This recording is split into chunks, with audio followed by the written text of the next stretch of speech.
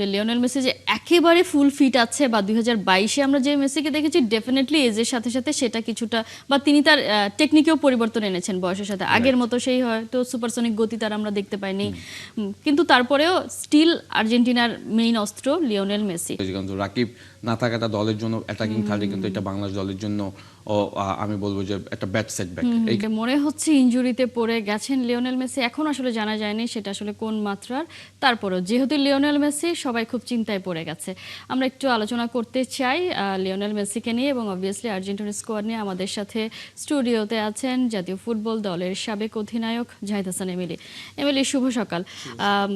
সকালটাই মনে হচ্ছে একটু আনহ্যাপি, যদিও 10 গোলের ম্যাচ ছিল, দুর্দান্তভাবে জিতেছে ইন্টার মায়ামি এবং মেসি শেষ ম্যাচ বিশ্বকাপের আগে ইন্টার মায়ামির জার্সিতে, সেই জায়গায় আমরা দেখলাম যে 73 মিনিটে তাকে উঠে যেতে হলো এবং উঠে যেটা নর্মালি হয় প্লেয়াররা পাশে বসে থাকেন ডাগা উঠে, কিন্তু তিনি সরাসরি লকার রুমে চলে গেছেন, যেটা সবাইকে চিন্তায় ফেলেছে। এবং মেসির এই বছর আমরা দেখেছি তাকে ইনজুরি বেশ ভুগিয়েছে, মানে তিনি খুব যে খেলেছেন পুরো 90 মিনিট করে এমন ম্যাচ কম আছে। সেই জায়গা থেকে কি মনে হয় একটু কি চিন্তায় পড়ে গেল আর্জেন্টিনা? তা তো অবশ্যই, মেসির মতো প্লেয়ার যখন আপনার কিছুটা ইনজুরি বা একটা কনসার্ন থাকবে, সেখানে তো আসলে টিম ম্যানেজমেন্ট যারা রয়েছে এবং আমার কাছে মনে হয় যারা ফ্যান্স রয়েছে এবং আর্জেন্টিনার যারা দর্শক রয়েছে সবার জন্য কিন্তু কিছুটা হলো হতাশার। এখন পর্যন্ত কিন্তু মেডিকেল রিপোর্ট আসলে পাওয়া যায়নি, মাত্রই আসলে ইনজুরিটা দেখা দিয়েছে এবং আমি যতটুকু দেখেছি সেটা হলো কাফ মাসেল ইনজুরি সম্ভবত। তো এখন ইনজুরির মাত্রাটা কতটুকু ইটস ডিপেন্ড অন মেসি, আসলে নিজেই বুঝতে পারবে এবং মেডিকেল রিপোর্ট বা টিম যারা রয়েছে তারা আসলে এটা নিয়ে আলোচনা করে পরে হয়তো পরে ডিসকাশন করবে। বাট এই মুহূর্তে ইনজুরিটা তো ডেফিনেটলি আর্জেন্টিনার জন্য বড় একটা ধাক্কা, কারণ আপনি জানেন ওয়ার্ল্ড কাপ কিন্তু আর্জেন্টিনার প্রথম ম্যাচ হবে 14 তারিখে, সুতরাং 14 দিন আর 20 দিনের মতো সময় রয়েছে। সো ইনজুরি হোপফুলি ইনজুরিটা তেমন মেজর না, কারণ 72 মিনিট পর্যন্ত খেলেছে, তারপরে কিন্তু সে নিজের থেকে আমি দেখলাম যে চেঞ্জটা চেয়েছিল, সে নিজের থেকে উঠে গিয়েছে। সম্ভবত সে হয়তো ভালো ফিল করছিল না বা হয়তো ক্রাম করে আসছিল মাসেল, হয়তো বড় ইনজুরিতে পড়তে পারবে এরকম একটা ধারণা থেকে হয়তো সে মাঠ থেকে উঠে গিয়েছে, এরকম কিছু একটা হতে পারে। হোপফুলি আমার মনে হয় যে বড় ধরনের কোনো ইনজুরি কনসার্ন থাকবে না আশা করি।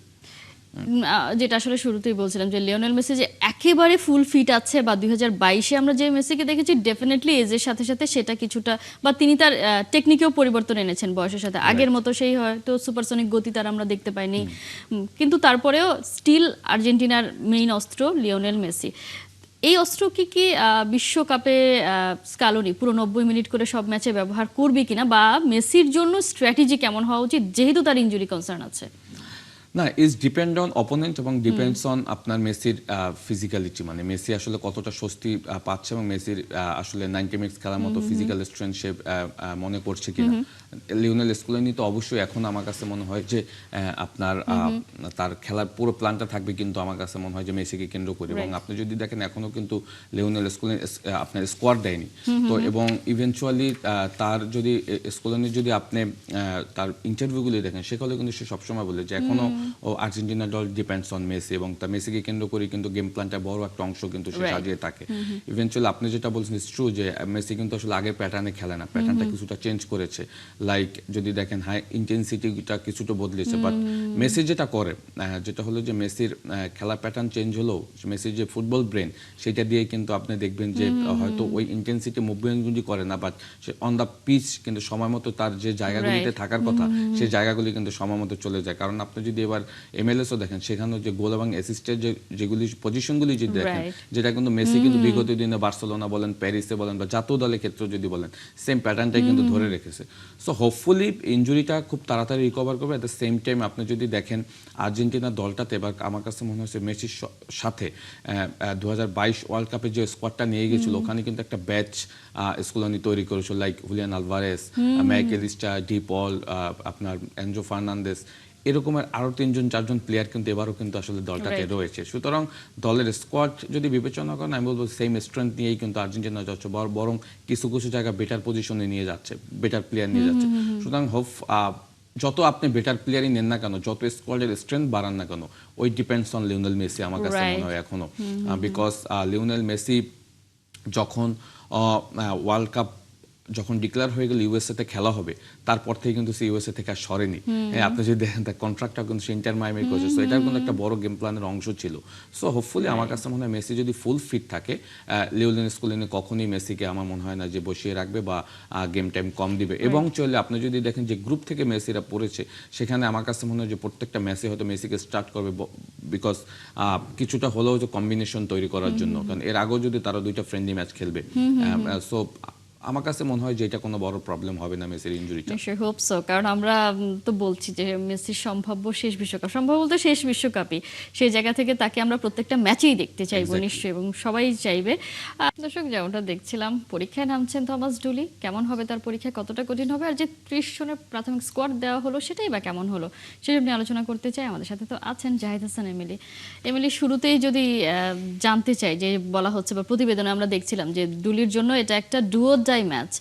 কেন ডু অর ডাই ম্যাচ হবে, বা এই একটা ম্যাচ কেমন করে একজন কোচকে ইভালুয়েশন করার জন্য আসলে গুড ইনাফ হতে পারে? আমি আসলে বুঝতে পারছি না আসলে, মানে বাংলাদেশ ফুটবল ফেডারেশন আসলে থমাস ডুলিকে আসলে কি কন্ট্রাক্ট এনেছে এখন পর্যন্ত কিন্তু সেটা খোলা হয়নি।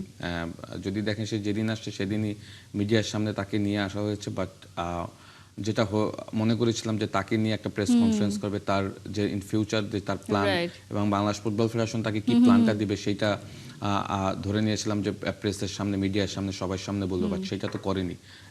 সো আমি আসলে এই মুহূর্তে বুঝতে পারছি না যে থমাস ডুলির আসলে কন্ট্রাক্টটা কত বছরের, তা সে আসলে কতদিনের জন্য এখানে এসেছে, বা তার মেইন প্ল্যানটা কি। এখন দেখছি যে আসলে যে স্টেটমেন্ট আসছে, এবং একটু আগে যেটা আপনাদের আশিক ভাই যেটা বললো যে এই সান মেরিনো ম্যাচ হলো তার এসিড টেস্ট, মানে আমি আসলে এটা আমি আসলে এই মুহূর্তে বুঝতে পারছি না। কারণ কোচ যেহেতু আপনি এত প্রসেস মেনটেন করে যখন আপনি কোচ নিয়োগ দিলেন, তখন তো ডেফিনেটলি তার একটা কন্ট্রাক্ট হবে এবং তার একটা প্ল্যান থাকবে, এবং বাংলাদেশ ফুটবল ফেডারেশন তাকে একটা ক্যাজুয়াল দেবে যে আমরা 2 বছর বা 1 বছরের যে কন্ট্রাক্ট থাকবে সেই প্ল্যান অনুযায়ী আমাদের একটা টার্গেট সেট করা থাকবে। তো সেখানে একটা ম্যাচকে কেন্দ্র করে আসলে এই দল তাকে মানে তাকে দেখবে, এটা আসলে আমি আসলে বুঝতে পারছি না সত্যি কথা। তো সেই জায়গা থেকে আমি বলবো সান মেরিনোর সাথে 5 তারিখে ম্যাচ রয়েছে, হোপফুলি সেখানে ভালো করবে, বাট এই ম্যাচের পরে যে তার কন্ট্রাক্ট এক্সটেনশন হবে বা কন্ট্রাক্ট রেনু হবে না, আমি মানে এটা তো আসলে তারাও খোলাসা করেন। আমি আসলে এই এখন আমরা কিন্তু এটা নিয়ে অনেক দিন ধরে কিন্তু কথা বলছি, রাইট, যে প্রসেসে বাংলাদেশ ফুটবল ফেডারেশন কোচ নিয়োগ দিয়েছে, সেখানে অনেক হাই প্রোফাইল কোচের নাম ছিল, সেখান থেকে থমাস জুলি কিনেছে, থমাস জুলিও হাই প্রোফাইল কোচ, তার যদি কোচিং ক্যারিয়ার দেখেন বা প্লেইং ক্যারিয়ার দেখেন, সেখানেও কিন্তু সে অনেক উপরে রয়েছে। বাট আমরা কেন বুঝতেছি না যে আসলে তাকে আসলে কি, মানে কেন কন্ট্রাক্টের মানে তার পুরো ডিটেইলসটা কেন এখনো জানাচ্ছে না। এটা একটু কন্ট্রাডিক্টরি কিনা, কারণ বাফুফে শুক্রবার খুব সম্ভবত যে তাদের পেজে জানানো হলো, অফিসিয়ালি ঘোষণা দেওয়া হলো যে থমাস ডুলি বাংলাদেশের হেড কোচ হচ্ছেন। তারপরে তাকে একটা প্রোগ্রামে আনভেইলিং করা হলো, আমরা দেখলাম। তারপরে ক্রীড়া প্রতিমন্ত্রী তারপরের দিন বললেন যে ডুলির সাথে এখনো চুক্তি করেনি। মানে আমিও আসলে মানে এইটার কোনো মানে অর্থই বুঝি না সত্যি কথা। এখন আবার জিনিসগুলো অনেক কমপ্লিকেটেড মনে হচ্ছে। হ্যাঁ, আপনারা এত প্রসেস তৈরি করে কোচ নিয়োগ দিলেন, সেখানে কোচের সাথে কোনো কন্ট্রাক্ট নাই, আবার বলছেন যে সান মেরিনো ম্যাচের পরে তার সাথে কন্ট্রাক্টে যাবেন। দ্যাট মিনস ওই ম্যাচ আপনি যদি লস করেন, ওই ম্যাচ যদি খারাপ করেন, তার সাথে কন্ট্রাক্ট করবেন না। মানে এটা তো আমার কাছে মনে হচ্ছে একরকমের এখন জোক, সত্যি মানে এটার কোনো মানে হয় না। হ্যাঁ, কারণ এটা মানে এটা কি রকমের একটা কথা, আপনি যদি আপদকালীন হতো তাহলে তো বাফুফে তাকে এনে বলতেই পারতো যে তিনি ইন্টারিম এক ম্যাচের বা তাকে দেখার জন্য। ইভেন্চুয়ালি এখন একটা জিনিস বলতে হয়, যেটা হলো যে যে প্রসেসে তারা কোচ নিয়োগ দিয়েছে, এটা তো বাংলাদেশে কোনোদিন হয়নি। দিতে গিয়ে অনেক আপনারা কমপ্লিকেশন তৈরি করেছেন, রাইট। তো তৈরি করার পরে আবার কেন এই কমপ্লিকেটেড গুলি তৈরি হচ্ছে, এটা তো আসলে হওয়ার কথা না। আপনি একজন কোচকে নিয়ে আসছেন, ডেফিনেটলি তাকে 2 বছরের জন্য কন্ট্রাক্ট করবেন, তাকে একটা প্ল্যান দিবেন, তার নিজের একটা ব্যক্তিগত, এবং সে কিন্তু দেখবেন যে প্রথম দিন যখন সে আনভিলিং যে প্রোগ্রামটা, সেখানে সে বলেছে কিন্তু যে আমি বাংলাদেশকে 150 থেকে 160 র্যাঙ্কিং নিয়ে এসেছি। দ্যাট মিনস তার সাথে কি হয়েছে, কি কথা হয়েছে, সেটাও তো আমরা জানি না, এবং সেও কিভাবে এই কথা বলে। তার সাথে কন্ট্রাক্ট যদি 2 বছর বা 1 বছরের না হয়, সে বলছে 1 বছর বা 2 বছরের ভিতরে আমি 150 থেকে 60 র্যাঙ্কিং নিয়ে যাবো। সো এইটার তো আসলে দুই পক্ষের দুই রকম কথা, মানে এক একজন এক এক রকমের স্টেটমেন্ট দিচ্ছে। আমি আসলে ঠিক বুঝতে পারছি না, এবং এটা নিয়ে মানে অনেক আলোচনা সমালোচনা হয়েছে। মানে এখন আমার কাছে জিনিসটা কেমন একটু ফানি একেবারে, কারণ বাফুফে একটার পর একটা তারিখ দিয়েছে, একটার পর একটা কোচের নাম আমরা শুনেছি, তারা শুনিয়েছে। কোচ আনার জন্য টাকা পয়সা অনুদান পর্যন্ত নেয়ার জন্য তারা দেখেছি যে ওই প্রসেসে পর্যন্ত হেঁটেছে, শেষ পর্যন্ত তো পেলো একজনকে, এবং তাকে নিয়েও আমরা দেখলাম যে কি হয়েছে সেটা আমরা জানি না। এখন যদি আসলে ধরেই নিই যে সান মেরিনো ম্যাচটা তো বাংলাদেশ খেলবে, এবং ডুলির জন্য প্রথম চ্যালেঞ্জ, বাংলাদেশের জন্য প্রথম চ্যালেঞ্জ, ইউরোপিয়ান কোনো দেশের সাথে বাংলাদেশ খেলতে যাচ্ছে। এই চ্যালেঞ্জটা কতটা কঠিন হবে? আর জিকো ফিরেছেন, সব থেকে যেটা মানে আমরা সবসময় কথা বলতাম যে জিকো কেন নেই, সে ফিট থাকলেও কেন সে খেলতে পারছে না। কাবরেরার একাদশে তিনি কখনো স্কোয়াডেই কখনো আসলে জায়গা করতে পারে না, সেখানে ডুলি এসেই তার এখানে জায়গা করে দিয়েছেন। সেই জায়গাটা মনে হচ্ছে এটা কতটা পজিটিভ? না, এটা তো এখন মেসেজটা ক্লিয়ার যে জিকোর চান্স না হওয়ার পেছনে কাবরেরার সব থেকে বড় হাত ছিল। কাবরেরা হয়তো ইন্টেনশনালি তাকে সবসময় বাদ দিয়েছে। হ্যাঁ, কাবরেরা যখন এখান থেকে চলে গেছে, দ্যাট মিনস সে এখন মেইন স্কোয়াডে থেকে যাবে। এর জন্য যে স্কোয়াড হবে, বিকজ আপনি জানেন 3 জন গোলকিপারই রয়েছে, বিকজ শ্রাবণকে অলিম্পিক দলে দিয়ে দেওয়া হয়েছে। এখানে সুজন, আপনার হলো জিকো এবং মিতুল মামলা 3 জন আছে। 3 জনকে নিয়েই কিন্তু আপনার সান মেরিনো যাবে। এবং আপনি যেটা বলেছেন যে কোচের চ্যালেঞ্জ হবে কিনা, কোচের জন্য তো বড় চ্যালেঞ্জ দাঁড়িয়ে আছে লাইক কোচের সাথে কন্ট্রাক্ট আমরা জানি না। কোচের সাথে যদি কন্ট্রাক্ট নয়, কোচকে যদি বলে যে এই ম্যাচের উপর ডিপেন্ড করবে তোমার নেক্সট কন্ট্রাক্ট, সো কোচ তো অলরেডি চ্যালেঞ্জিং। কোচ কি 30 জনের নাম জানে কিনা সেটা নিয়ে কথা না, হলো। ডেফিনিটলি এই স্কোয়াড সম্পর্কে তো আসলে কোচের ধারণা নেই। ডেফিনিটলি কোচ হয়তো আপনার লিগের এক রাউন্ড ম্যাচ দেখেছে বসুন্ধরা এরিনাতে যে ম্যাচটা হয়েছে, এবং আপনি যদি দেখেন সে হয়তো ইন্টারন্যাশনাল আমাদের লাস্ট প্রিভিয়াস যে ম্যাচগুলো হচ্ছে সেগুলো হয়তো ভিডিও ফুটেজ দেখেছে। এখানে যারা কোচিং স্টাফ আছে তারা হয়তো তাকে সাহায্য করেছে প্লেয়ার চিনাতে, বাট যখন প্রপারলি সে যখন ট্রেনিং সেশনে যাবে আস্তে আস্তে সে প্লেয়ারদেরকে চিনবে। টু বি অনেস্ট, এই মুহূর্তে তো কোচ মানে হামজা বাদে বা 2-1 প্লেয়ার বাদে বাকি প্লেয়ারদের সম্পর্কে তার কোনো একনলেজ নেই। তো সেই জায়গা থেকে আমি বলবো কিছুটা তো চ্যালেঞ্জ হবে দলটাকে দল হিসেবে রূপান্তরিত করা, বিকজ কাবরেরার সময় এক প্যাটার্নে ফুটবল খেলেছে, ডুলি আবার আর একটা প্যাটার্ন পছন্দ করে, সুতরাং সেইটা অ্যাডাপ্ট করতে হতো কয়েকটা সেশন লাগবে।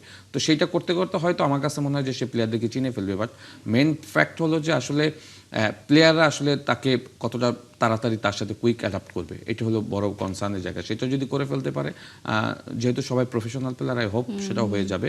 এবং আপনি যেটা বলছেন যে জিকো দলে ঢোকাটা আমার কাছে মনে হচ্ছে যে খুবই পজিটিভ মনে হচ্ছে। অ্যাট দ্য সেম টাইম আমার কাছে মনে হচ্ছে যে এখানে আর একটা কনসার্নের জায়গা হলো রাকিব কিন্তু আপনি জানেন এই দলের সাথে যাচ্ছে না, এটাও কিন্তু আবার আমার দলের জন্য কিছুটা হলো ব্যাকফুটে চলে যায়। কিন্তু রাকিব না থাকাটা দলের জন্য অ্যাটাকিং থার্ডে কিন্তু এটা বাংলাদেশ দলের জন্য আমি বলবো যে একটা ব্যাড সেটব্যাক। এই কারণে বললাম, কারণ আমরা তো আসলে স্ট্রাইকার ছাড়া খেলি, আমাদের এই দলটা তো স্ট্রাইকার নাই।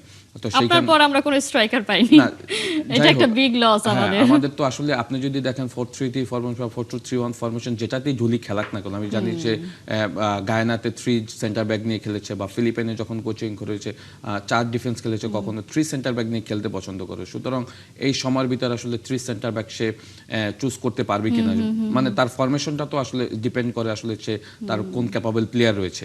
প্রতিপক্ষ নিশ্চয়ই তার বিবেচনায় ডেফিনিটলি আপনি তো ফরমেশন ডিপেন্ডস অন অপোনেন্ট। সুতরাং অপোনেন্ট যেহেতু সান মেরিনো হয়তো র্যাঙ্কিং একদম শেষের দিকে দল, বাট আপনি যদি দেখেন রিসেন্টলি তারা কাদের সাথে ম্যাচ খেলছে, তাদের কিছু ভালো প্লেয়ার রয়েছে যারা ইউরোপিয়ান হাই স্ট্যান্ডার্ড লিগগুলিতে খেলে। সুতরাং দল হিসেবে কিন্তু সান মেরিনো অনেক ভালো দলই হবে, স্ট্রং দলই হবে। র্যাঙ্কিং তো এই সময় তারা মাত্র তাদের র্যাঙ্কিং পেছনে থেকে, তারা ইউরোপে কম্পিটিশনটা করে সেই জন্য। এক্স্যাক্টলি, তো সেই জায়গা থেকে আমি বলবো খেলাটা কিন্তু খুব টাফ হতে যাচ্ছে। At the same time main fact হলো যে কোচ আসলে এই শর্ট টাইমের ভিতরে প্লেয়ারদেরকে নিয়ে গেম কম্বিনেশনটা তৈরি করাটা, এটা যদি করে ফেলতে পারে হোপফুলি আমার কাছে মনে হয় যে ভালো কিছু হবে। আর যাতে বললাম যে রাকিবের অ্যাবসেন্সটা দলের জন্য বড় একটা ব্যাড সেটব্যাক হবে নিশ্চয়ই।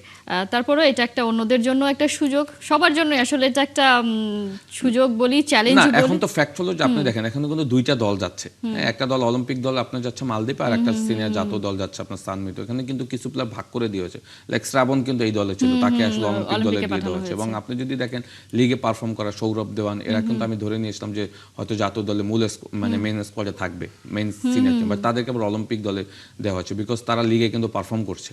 আমাদের যদি স্ট্রাইকার নেই, আমি ধরে নিয়েছিলাম যে এদেরকে হয়তো সুযোগ পাবে এবার স্কোয়াডে ঢোকা, বাট তারা অলিম্পিক দলে চলে গিয়েছে। সুতরাং 2টা ভাগে বিভক্ত হতে আমার কাছে মনে হয়েছে যে জাতীয় দলের ক্ষেত্রে আমার মনে হয় যে কিছুটা হলেও তো একটু হলো, কারণ আমরা যে অ্যাটাকিং থার্ডে যে কথাটা বলি রাকিব নেই, এখানে হয়তো একজন পিওর স্কোরার হলে ভালো হতো। হ্যাঁ, তো সেই জায়গাটা তো হয়তো আমার কাছে মনে হয় যে বাকি যারা রয়েছে ফাহিম বা মুরসালিন জাবা যারাই খেলবে তাদেরকে হয়তো এই দায়িত্বটা নিতে হবে। নিশ্চয়ই বিগ চ্যালেঞ্জ।